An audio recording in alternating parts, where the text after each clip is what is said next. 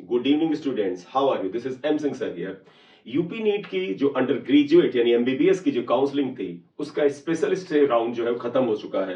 अब बेटा UP NEET की जो पीजी काउंसलिंग है, जो पोस्ट ग्रेजुएट कोर्सेज है, उसकी काउंसलिंग की सुपर स्टे राउंड, जिसे हम स्पेशल स्टे वैकेंसी राउंड कह सकते हैं, उसकी डेट, उसकी रजिस्ट्रेशन की तिथि और कौन कौन से स्टूडेंट उसके लिए एलिजिबल हैं, इसका सारा डिटेल आ चुका है। यह नोटिफिकेशन बेटा 16 तारीख को आ गया था। इस नोटिफिकेशन में कौन कौन से मुख्य पॉइंट है वो आपके सामने यहां रख रहा हूं। आइए स्टार्ट करते हैं।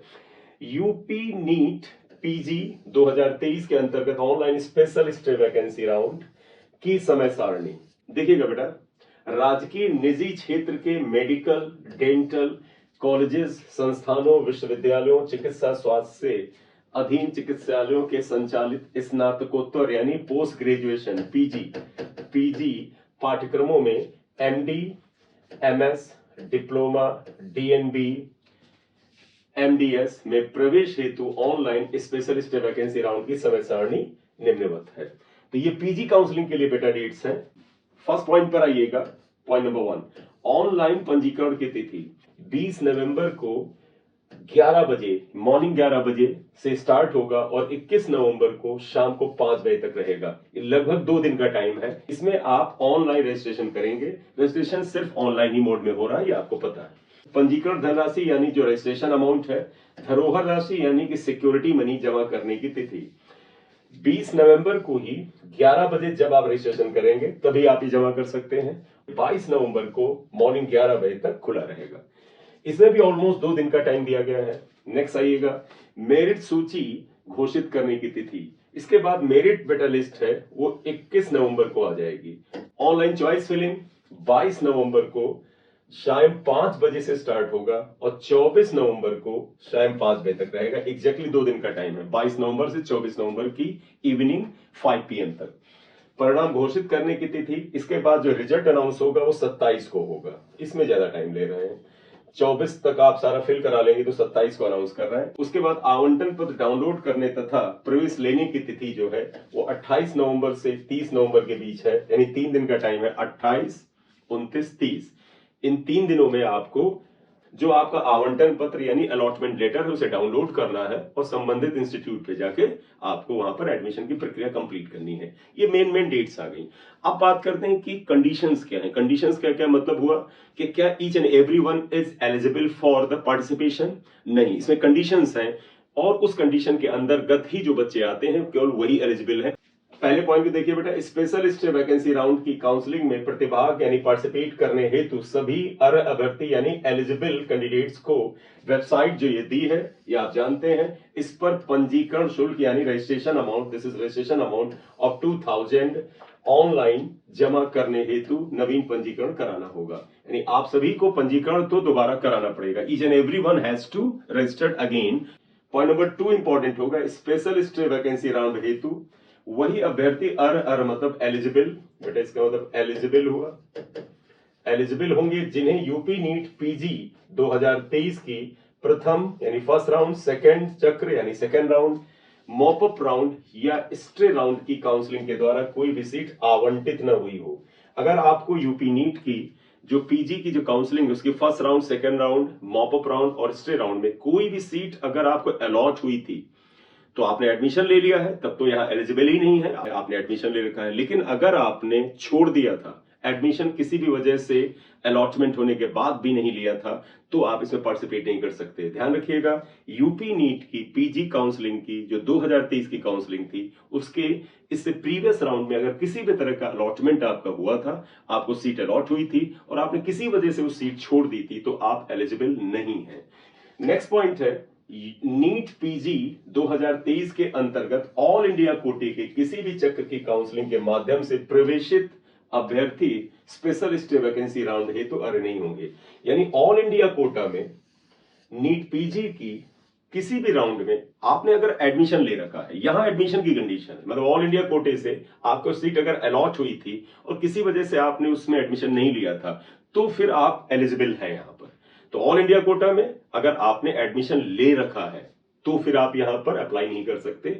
लेकिन स्टेट कोटा में अगर आपने पीजी की सीट को अलॉटमेंट के बावजूद भी एडमिशन लिया था या नहीं लिया था, अगर अलॉट हुई थी सीट, तो आप स्पेशल स्टे वैकेंसी राउंड में पार्टिसिपेट नहीं कर सकते। करेक्ट। नेक्स्ट, ऑल इंडिया कोटे के अंतर्गत स्पेशल स्टे वैकेंसी राउंड से आवंटित अभ्यर्थियों को यूपी नीट पीजी 2023 के स्पेशल स्टे वैकेंसी राउंड की आवंटन प्रक्रिया में सम्मिलित नहीं किया जाएगा। आपको पता है ऑल इंडिया कोटा की नीट पीजी की जो counselling special stay vacancy round की हुई है, अगर आपको उसमें कोई सीट अलॉट हो गई है तब तो आप इसमें पार्टिसिपेट ही नहीं कर सकते, क्योंकि एमसीसी ने बेटा अलॉटेड सीट का डेटा स्टेट के साथ शेयर किया हुआ है, तो आप उसमें तो पार्टिसिपेट ही नहीं कर सकते हैं। तो रॉन्ग इन्फॉर्मेशन देके पार्टिसिपेट करने की कोशिश मत करिएगा, अदरवाइज आपको किसी तरह का फाइन या किसी भी तरह का आपके खिलाफ कार्रवाई की जा सकती है। नेक्स्ट, अभ्यर्थियों द्वारा धरोहर राशि राजकीय क्षेत्र की सीटें होते 30,000, आप जानते हैं पहले से ही। निजी क्षेत्र के मेडिकल कॉलेजों यानी कि एमबीबीएस की सीट होती 2 लाख तथा निजी क्षेत्र के डेंटल कॉलेजेस हेतु 1 लाख रुपए जमा करनी है। तो सिक्योरिटी अमाउंट क्या है? If you are interested only in government seats, whether they are dental or they are MBBS seats, you would have to pay only 30,000 as a security money. लेकिन अगर आप चाहते हैं कि नहीं, हमें चॉइस में गवर्नमेंट सीट के अलावा प्राइवेट एमबीबीएस की भी सीट को ऑप्शन में भरना है, तो फिर आपको 2 लाख की सिक्योरिटी मनी जमा करनी होगी। लेकिन अगर आपको लगता है कि गवर्नमेंट की एमबीबीएस और डेंटल की सीट को भी हम ऑप्शन में टिक करेंगे और प्राइवेट की डेंटल करेंगे, तो फिर 1 लाख करना है। लबोलो अब ये होता है कि जिस तरह की सीट के लिए आप वहां पर चॉइस फिल करते हैं, वो सीट अगर निजी क्षेत्र की है एमबीबीएस की, निजी क्षेत्र की डेंटल की है, या गवर्नमेंट क्षेत्र की एमबीबीएस या डेंटल की है, उस स्थिति में जो भी बड़ा अमाउंट ऑफ सिक्योरिटी मनी है वो आपको देना पड़ता है। फॉर एग्जाम्पल, आप चाहते हो कि गवर्नमेंट एमबीबीएस को हम चॉइस में भरेंगे और साथ ही साथ आप चाहते हो प्राइवेट एमबीबीएस को हम चॉइस में भरेंगे, तो फिर किसकी फीस ज्यादा है? प्राइवेट एमबीबीएस की। तो आपको 2 लाख रुपए ज्यादा वाली प्राइवेट एमबीबीएस वाली भरनी है। जब वो आप सिक्योरिटी अमाउंट भरेंगे तो आप government as well as private दोनों के लिए एलिजिबल हो जाएंगे। Similarly, suppose you have to participate for the government MBBS, government dental and private dental only, then इनमें ज्यादा किसकी है? प्राइवेट डेंटल की फीस। How much? 1 लाख। तो फिर आपको 1 लाख जमा करना है। तो ये तो अमाउंट वाला हो गया कि क्या सिक्योरिटी अमाउंट आपको जमा करना है, ये पार्ट हो गया। अब आइएगा next point, UP NEET PG 2023 के प्रथम द्वितीय चक्र मॉपअप राउंड तथा स्टे वैकेंसी राउंड से ऐसे अनआवंटित यानी नॉट अलॉटेड, जिनको सीट अलॉट नहीं हुई है, अभ्यर्थी जिनकी धरोहर राशि पूर्व में जमा है, उन्हें पुनः धरोहर राशि जमा करने की आवश्यकता नहीं है। ये आपके लिए पॉइंट काम का है। क्यों? अगर आपने यूपी नीट पीजी की जो काउंसलिंग की फर्स्ट राउंड में आपने पार्टिसिपेट किया, सेकंड में किया, मॉपअप में किया, स्टे राउंड में किया, और आपको किसी भी राउंड में किसी भी तरह का अलॉटमेंट ऑफ द सीट नहीं हुआ, सीट अलॉट हुई ही नहीं, तो आपको सिक्योरिटी मनी फिर से नहीं जमा करना है। चाहे आपने प्राइवेट के लिए भी काउंसलिंग की हो, चाहे सिर्फ गवर्नमेंट के लिए की हो, तो आपकी सिक्योरिटी मनी जो पहले से जमा है वही काम करती रहेगी। ठीक है। अभ्यर्थी स्पेशल स्टे वैकेंसी राउंड से आवंटन के पश्चात प्रवेश नहीं लेता है, तो मतलब आप जो स्पेशल स्टे वैकेंसी राउंड के लिए पार्टिसिपेट कर रहे हैं, रजिस्टर कर रहे हैं, और इसमें आपको सीट अलॉट हो गई और आप उसमें एडमिशन नहीं लेते हैं, तो फिर कॉन्सिक्वेंसेस देखिएगा क्या है। अभ्यर्थियों की जमा धरोहर धनराशि जब्त कर ली जाएगी।